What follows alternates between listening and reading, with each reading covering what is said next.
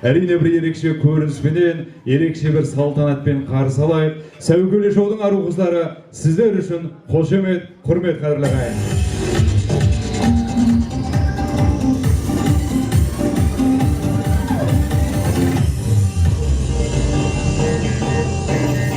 Қошемет, құрметтеріңіз аямай мінекей.